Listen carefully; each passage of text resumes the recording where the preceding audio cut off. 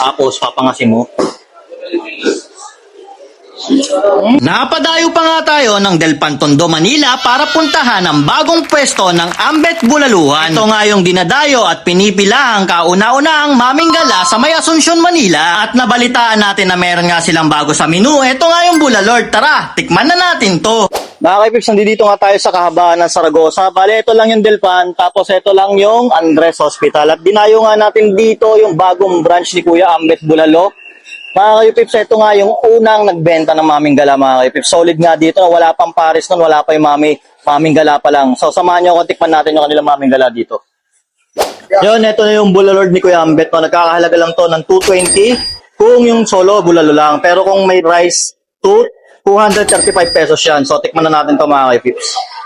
Yun mga kaipips, sa padayo nga tayo dito sa bagong branch ni Kuya Ambet Bulalo. Dito lang yan sa may Delpan Corner, Saragosa. Malapit lang to dito sa may Delpan Police Station sa baba ng tulay. At dinayo nga natin dito yung kailang Bulalord. Yan o.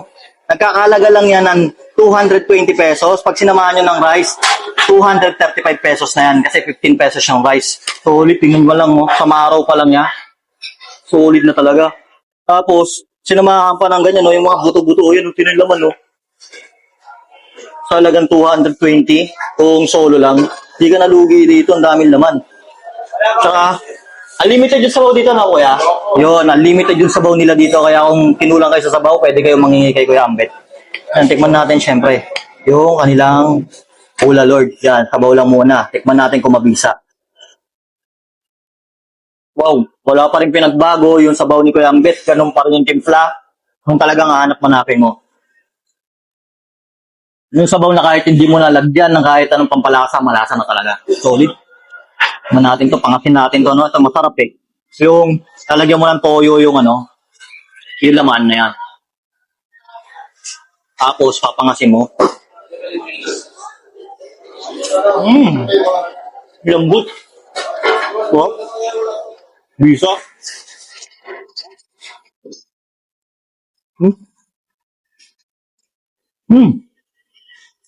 Alam mo yun, kahit ito pa lang yung food tripping mo, mabubusog ka na dito.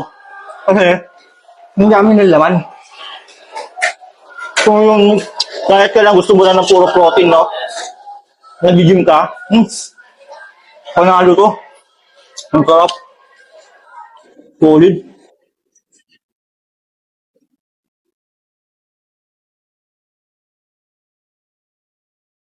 Bisa ng sabaw. Siyempre, tikman natin yung kanilang maro dito, no? Kunin natin yung maro. Mga higit, solid, maro. Sarap. Ito, huwag kayo matakot sa maro kasi ano naman yan eh, good cholesterol. Sarap, solid. Na ganito talaga yung trip ko laging dayuin eh. Nung mapapapudlip ka naman to sawan sa baho, tapos ang dami talaga laman. So, ito yung buto-buto, yung pag mahilig ka sa ngutngutin, no? Yung mga litid, yan. Isa to sa nagpapanalo pa dito sa Bulalo, no? Yan, no? Oh.